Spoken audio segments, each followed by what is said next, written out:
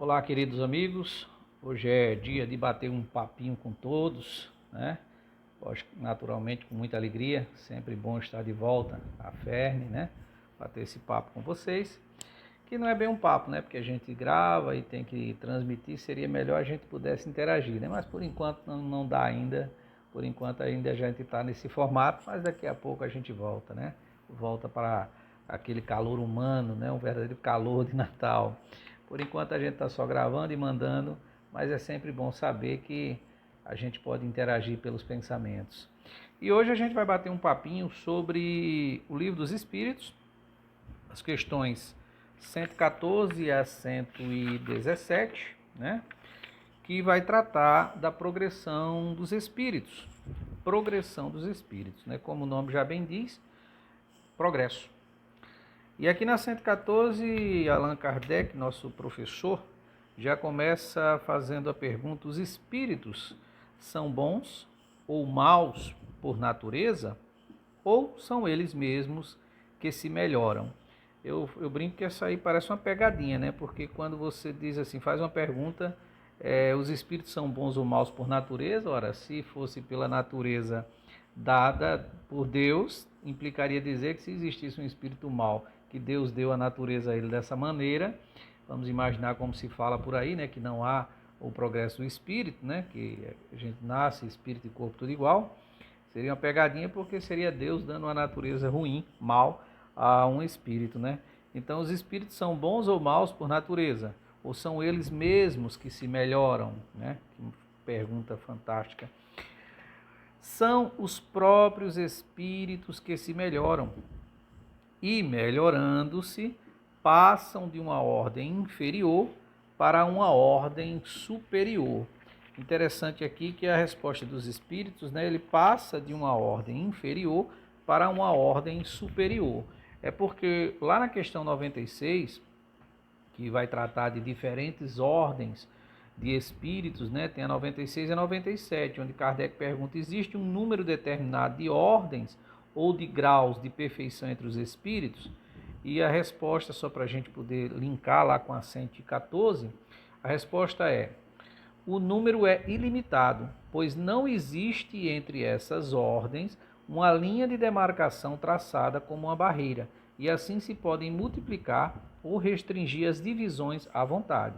Todavia, se considerarmos os caracteres gerais, elas podem realizar-se a três principais. Ela pode reduzir-se a três principais.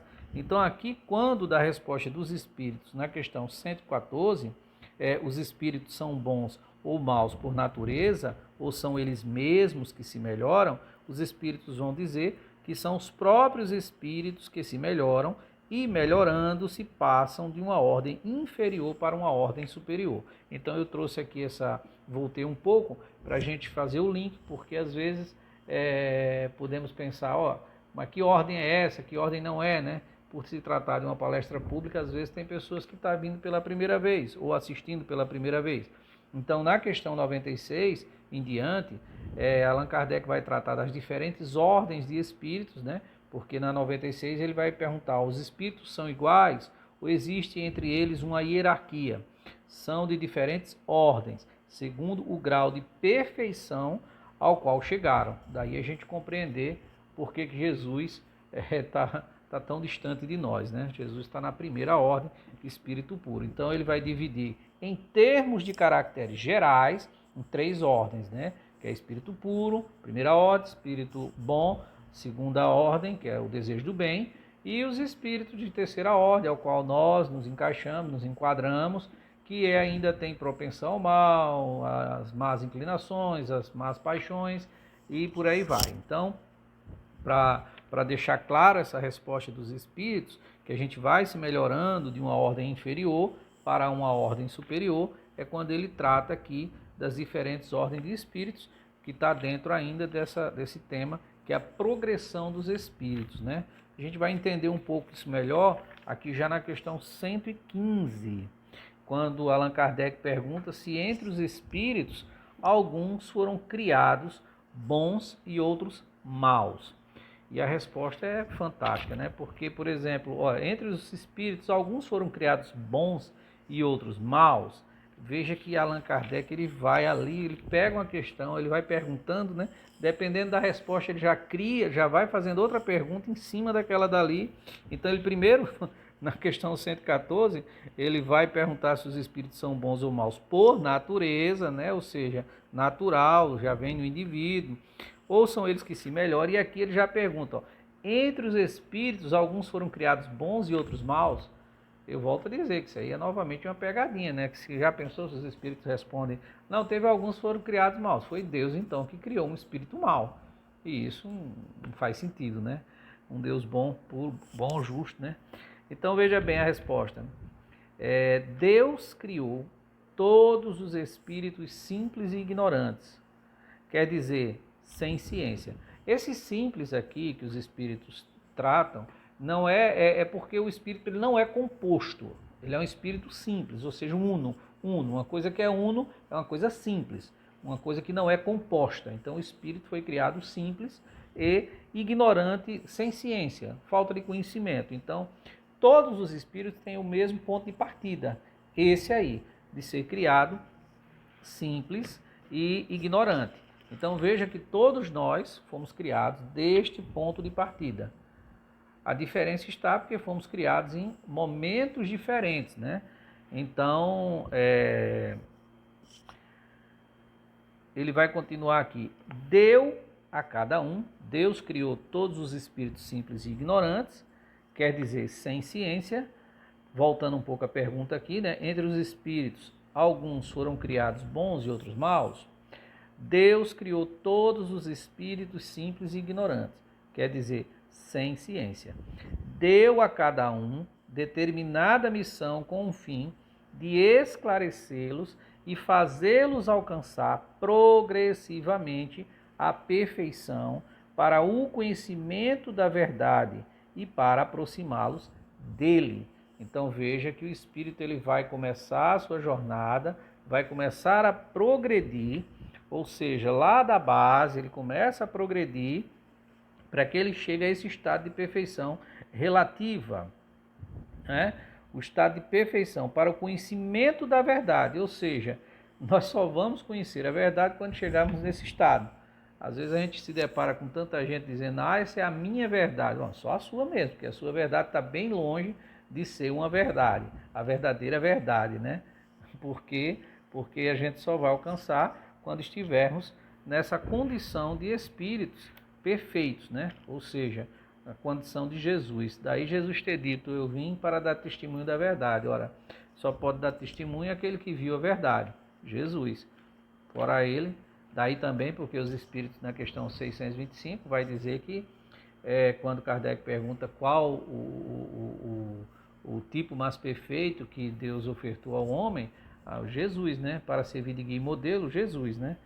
E Jesus também é colocado aqui, lá na Gênesis, a gente vai ver isso, Gênesis de Kardec, da codificação, vai ver que Jesus, nos seus, é colocado como na condição de espírito puro, né? Então, ele continua aqui.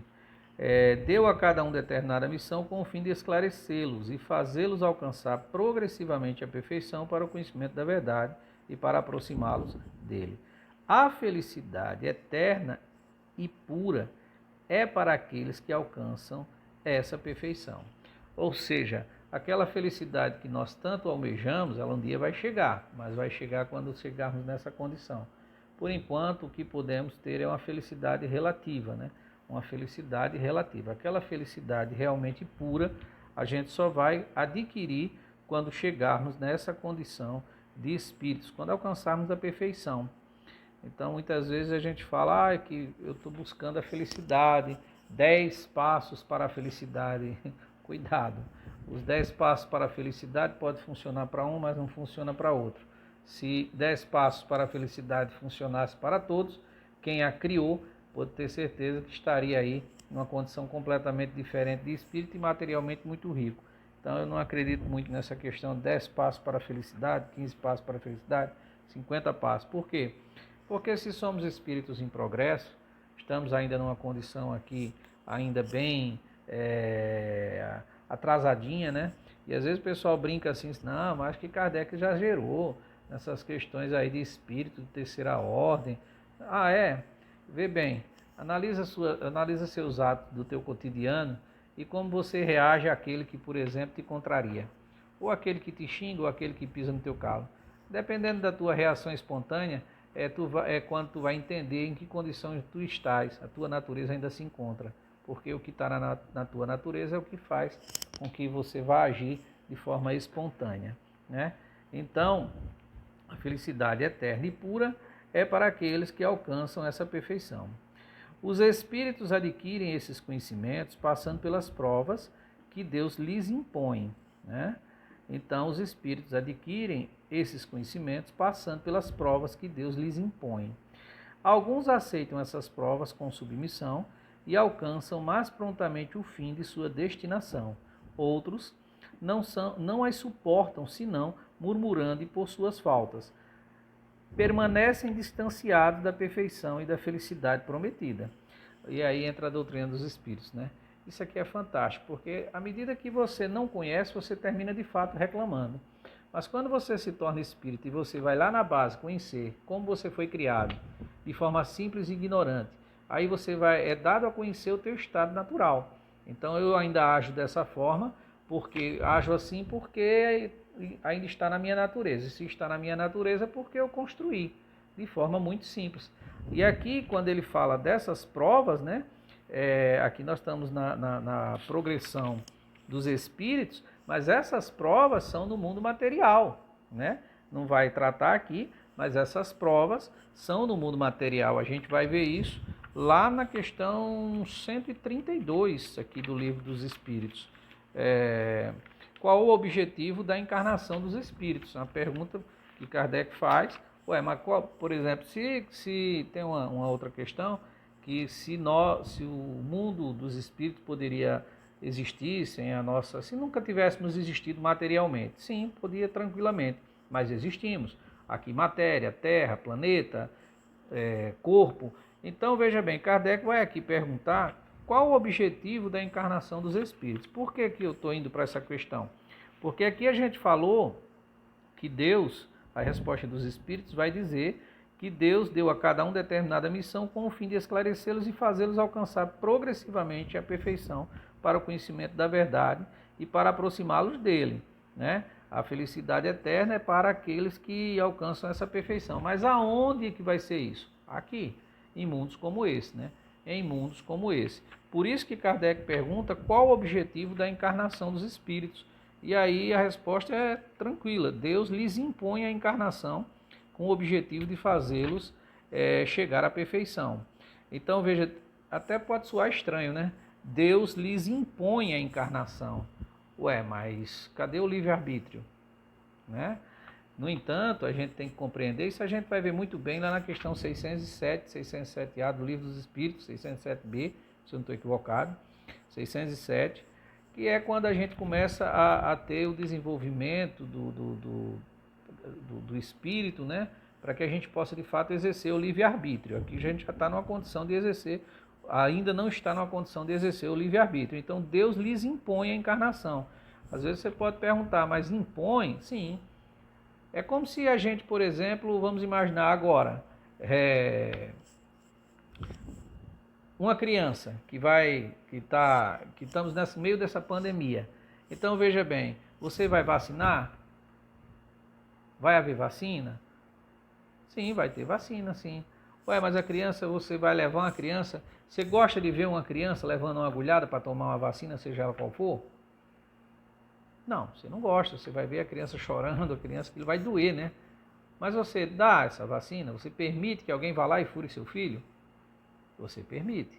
E por que você permite? Porque você sabe que ali é o melhor para ela. Então é nesse ponto que Deus impõe a encarnação, porque nesse momento nós não sabemos ainda o que é melhor para nós. Nesse ponto aqui nós não sabemos. Por não saber, Deus sabendo, ele vai impor. Ou seja, é um determinismo. Nós estamos falando aqui de um determinismo que quando o espírito é criado, ele já está condicionado. Ou seja, qual é esse determinismo? O progresso. Nós somos seres criados para o progresso, para chegar naquela condição de perfeição e para chegar a alcançar aquela felicidade prometida. Então, para que haja isso, e sendo o progresso um determinismo, no início, quando não temos ainda a condição de discernir de fazer as nossas escolhas de provas, né? Deus impõe. Já na 258, quando Kardec pergunta se somos nós que escolhemos as nossas provas, sim, os gêneros de provas são escolhidos por nós, no mundo espiritual. Então, nós escolhemos, vamos ver aqui rapidinho, 258, a 258 vai tratar disso, que é a escolha das provas, né? Quando no estado errante e antes de se reencarnar, o espírito tem a consciência e a previsão das coisas que lhe sucederão durante a vida, ele próprio escolhe o gênero de provas que quer suportar. E é nisso que consiste o seu livre-arbítrio. Então aqui ele já exerce o livre-arbítrio. Aqui ele já não há mais aquela imposição, a não ser quando temos aí uma compulsória, né? Uma compulsória, mas é exceção, não é regra. A regra é que nós, a partir do livre-arbítrio, possamos escolher os gêneros de prova, ok? Então veja bem, quando Deus cria os espíritos simples e ignorantes para o progresso, esse progresso se dá, essas provas, a qual aqui ele vai falar na resposta da 115, ele se dá aqui em mundos como esse, né? Então daí a encarnação que Deus impõe e também a reencarnação, ou seja, quando se trata da reencarnação, na 166, a alma que não alcançou a perfeição na vida corpórea, como acaba de depurar-se? Porque a gente pode pensar, não, foi encarnação, apenas uma encarnação? Não. Veja que é um progresso. Então são várias e várias e várias encarnações de uma única vida. Espírito tem uma única vida. Nós temos uma única vida. Ora transitando no estado errante, no mundo espiritual, ora aqui encarnado. Ok, então, nesse momento estamos em trânsito, numa reencarnação. Então, temos múltiplas existências na carne, né? Na carne, e aí nós temos os processos de reencarnação. Então, a alma que não alcançou a perfeição na vida corpórea, como acaba de depurar-se, suportando a prova de uma nova existência. Então veja bem, lá na 115 nós temos essas questões, onde o espírito ele tem as provas, mas as provas são aqui. Tanto que a 167 vai tratar disso, que é qual o objetivo da reencarnação. Agora não mais o objetivo da encarnação, mas da reencarnação. Expiação, aprimoramento progressivo da humanidade. Sem o que, onde estaria a justiça, né? Então veja bem, o progresso do espírito. O espírito foi lá criado simples e ignorante, simples, uno, ignorante da falta de conhecimento, e ele vai tendo a oportunidade de encarnar e reencarnar e reencarnar em mundos como o nosso, e daí ele vai progredir, ele vai progredindo. Então daí, dentro desse processo de progressão, daí, é por isso que Jesus também vai tratar disso, lá em Mateus 5, no versículo 48, ele vai dizer, sede perfeito, ou seja, por que sede perfeito? Porque não somos. Nós somos perfectíveis, né? Perfectíveis, nós estamos nos aperfeiçoando. É nesse ponto que Jesus vai tratar disso aí e vai ali apresentar um roteiro que vai facilitar a nossa existência, porque o nosso progresso moral está na razão do nosso nos nossos relacionamentos.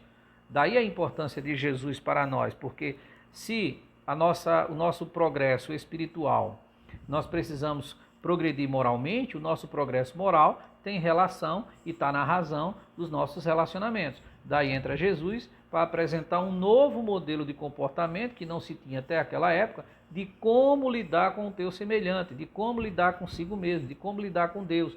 Então o Evangelho é justamente a base disso tudo para que a gente possa progredir, de forma inclusive muito mais tranquila, não suportando tantas dores quanto você suporta quando vive no estado de ignorância. E daí vem o Espiritismo para complementar tudo isso, dizendo, olha, a base, a gente começa lá atrás, como espírito simples e ignorante, cada um tem criado em momentos diferentes, e vamos progredindo.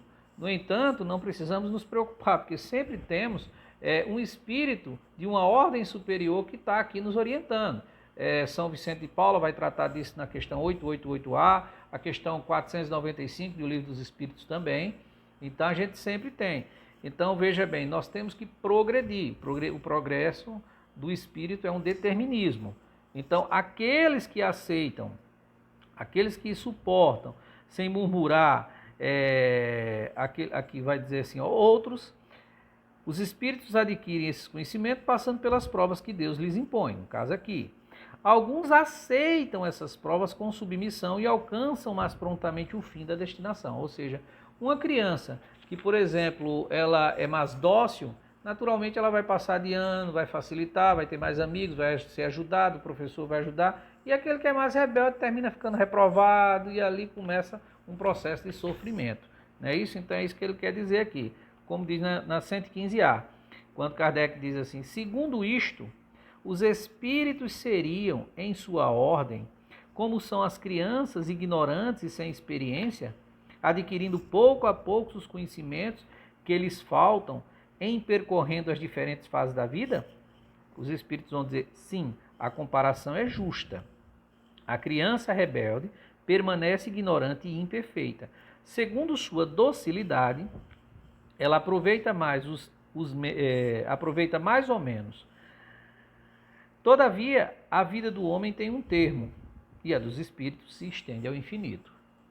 Ou seja, é aquilo que a gente falou, estamos em trânsito, nesse momento aqui, progredindo, e aí temos aqui toda a base de como fomos criados e em momentos diferentes. Por que eu tenho tocado muito nessa ideia do momento diferente? É porque quando a gente fala que fomos criados em momentos diferentes, é por isso que existem espíritos que estão numa condição superior à nossa. Existe um Jesus, existe aí um Chico Xavier, existe um Bezerra de Menezes, existem espíritos, e eu estou falando por nós, né, principalmente por mim, que está numa fase diferente da nossa. Então ele não está numa fase diferente da nossa, ele não é superior porque ele foi criado superior. Ele foi criado em momento diferente. É por isso que Jesus, quando trata de João Batista, ele vai dizer, olha, dos filhos de mulher, aqui ele foi o maior, mas no mundo espiritual ele ainda é um dos menores. Veja Jesus falando de progresso. Isso tudo é muito simples de entender, gente. Não é tão complicado, porque a história mesmo já vai tratar disso. Por que que às vezes a gente não faz uma pergunta como essa? Por que Jesus não veio antes de Moisés? Se Jesus é um espírito superior a Moisés, por que ele não veio logo? Deixou para vir 2000 anos, aliás, depois que Moisés já tinha feito uma base e tal. E por que que o espiritismo não veio junto com Jesus? Uma resposta simples, porque não havia maturidade da humanidade. Tem que ser progressivo. Quando a humanidade chega no estado de maturidade, um ponto de maturidade, daí ele se apresenta, vai se apresentando, como agora nós estamos num período de transição planetária, porque a humanidade já se encontra madura o suficiente para compreender melhor a ciência do espírito, ok? Então, na questão 116, já estamos chegando ao finalzinho, há espíritos que permanecerão perpetuamente nas ordens inferiores? Não. Todos se tornarão perfeitos, eles mudam de ordem, mas lentamente, porque, como já dissemos de outra vez, um pai justo e misericordioso não pode banir eternamente seus filhos. Pretenderias, pois, que Deus, tão grande, tão bom, tão justo, fosse pior que vós mesmos? Isso aqui eu gosto de lembrar, que o pessoal fala muito, isso é castigo divino, a expiação é um castigo. Gente, vamos parar com isso. Nem Deus castiga, entendeu? Porque se Deus tivesse que castigar a humanidade, ele só precisaria fazer uma coisa, dar o que a gente pede. Então, se Deus quisesse nos castigar, ele daria o que a gente pede, pode ter certeza que a gente ia se dar muito mal. Deus não castiga, Deus não pode castigar. Porque se Deus castigasse, é como se ele desse o castigo para aquele que ele já sabe que vai errar. Isso não faz sentido. Então, a expiação também não é um castigo. A expiação é a misericórdia de Deus operando em nós como uma nova oportunidade da gente ir para o roteiro correto. Então, quando somos criados, nós temos estamos propensos ao mal quanto ao bem. Por nossas escolhas, muitas vezes escolhemos o mau caminho, ou seja, saímos da rota. Logo, Deus, na sua misericórdia, ele dá a oportunidade de você voltar, de retornar e de corrigir essa rota. Fora tudo que ele dá de bônus, como a família, que é um bônus divino, né, um modelo de sociedade em miniatura para que a gente possa interagir entre os nossos, para que a gente possa melhorar. Então isso não é castigo, isso é uma oportunidade. Compete a nós mudar todo o roteiro. Se queremos um resultado diferente, agimos de forma diferente. Então, na questão 116 vai tratar disso aí. O espírito, ele pode permanecer perpetuamente nas ordens inferiores? Não. Chega uma hora que ele quer progredir. Aqui como nós, assim como nós. Você vai ver, às vezes você tem amigo que não quer progredir de forma nenhuma materialmente, mas chega uma hora que ele é praticamente empurrado, impelido a progredir porque ele tem necessidades. Entendeu? Necessidades, né? E aí a gente não entende que as dificuldades que nós temos aqui é para que o espírito possa desenvolver, desabrochar a mente. É na dificuldade que a gente chega a refletir, raciocinar, melhorar, criar, ter ideias.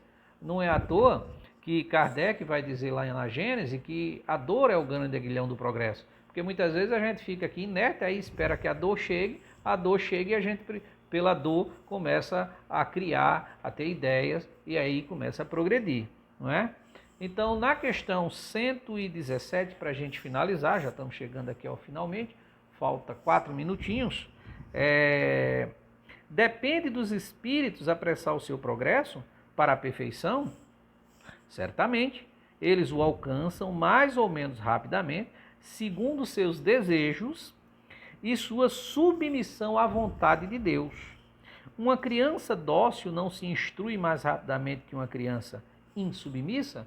Ora, só que aqui tratou muito bem do desejo, né? A gente muitas vezes temos o desejo de melhorar, mas desejo que a gente confunde com vontade. Eu vejo pessoas dizer, eu estou com vontade de comer tal coisa. Não, você está com desejo. Desejo é uma coisa. Enquanto eu estou só no campo do desejo, fica só no desejo. Para que o desejo seja realizado, necessário é que eu seja impulsionado para a realização desse desejo através da vontade. Então a vontade é a força motor para realizar o desejo. Então quando eu imprimo vontade em mim, aí eu realizo esse desejo. Então se eu tenho um desejo ardente de transformar, de melhorar-se, de buscar o autoconhecimento nesta existência para que eu possa avançar, progredir, com certeza você vai sair daqui muito melhor. O próprio Santo Agostinho, em O Livro dos Espíritos, vai te dar uma receita fantástica lá na questão 919A, de como você praticar um exercício ao qual ele mesmo praticava quando aqui encarnado, ao qual a gente pode se melhorar e muito. Então veja que, para a gente encerrar, como isso tudo é maravilhoso, né? Porque o que tratamos aqui de forma um tanto aqui, peço perdão, um pouco rápida, porque temos 30 minutos só. Então, tratamos aqui de um conhecimento que faz com que tudo mude na nossa existência. Você saber como foi criado, você saber por que você está cometendo erros, você saber que você construiu a sua natureza e que ainda erra porque você foi construindo aquilo e está no teu subconsciente e daí você age de forma espontânea por esse motivo. Ali você ganha força para você mudar o que está dentro da tua natureza. Então, por exemplo, se eu tenho uma natureza belicosa, agressiva, orgulhosa, egoísta, e eu sei que aquilo não vai funcionar porque eu estou vendo os efeitos dela, e os efeitos são ruins, tem me levado a muito sofrimento, a partir desse conhecimento, eu compreendo que eu preciso mudar o meu estado natural. Então eu começo a ir buscar Jesus, eu começo a ir buscar conhecimento na doutrina dos Espíritos e começo a colocar isso em prática, a exercitar diariamente. Lembra do que Kardec fala, do que o Livro dos Espíritos, o Evangelho vai falar no capítulo 17? O que é o Espírito? O Espírito é reconhecido pelo seu processo de transformação moral, que luta diariamente para mudar suas más inclinações que já existem em nós. Então nós precisamos modificar. Quando que a gente ganha força para tudo isso? Quando a gente ganha conhecimento. Conhecereis a verdade e ela vai te libertando, né? Libertará. Então, à medida que você conhece como foi criado, à medida que você conhece como foi progredindo, à medida que você entende que dentro desse progresso você saiu do roteiro e aí você sabe que tem como voltar, que tem como ali, você ganha força para resistir cada vez mais a um mundo que muitas vezes é implacável com você, no quesito de angustiar, no quesito de fazer você sofrer. Então você começa a perceber que tudo ali foram escolhas suas e que os desafios que temos aqui são apenas desafios que vai fazer com que a gente possa progredir. Só isso tudo faz com que eu mude minha visão em relação à reclamação diária daquilo que entendemos como problema. A partir desse momento você começa a entender que você não tem problema, você tem desafios a superar e uma vez que você superou, novo desafio virá. Porém, com a ajuda do conhecimento que a doutrina dos Espíritos nos traz, isso vai ficando cada vez mais leve. E com a ajuda da espiritualidade, aí que você vai ganhando força para a cada dia você melhorar nesse sentido. Isso é a mágica da doutrina dos Espíritos, fazendo de forma muito simples com que a gente melhore a cada dia as nossas vidas e dos nossos semelhantes que caminham conosco nessa jornada. Porque se você melhora, não faz sentido se o outro não melhorar aquele que está perto de você. Assim disse Jesus, amai-vos uns aos outros, assim como eu vos amei. Muita paz a todos, muito obrigado pela oportunidade e que em breve a gente possa se encontrar fisicamente para aquele calorzinho humano de Natal, aquele calor, aquele suorzinho assim, né? Então, muita paz a todos, que Jesus nos abençoe.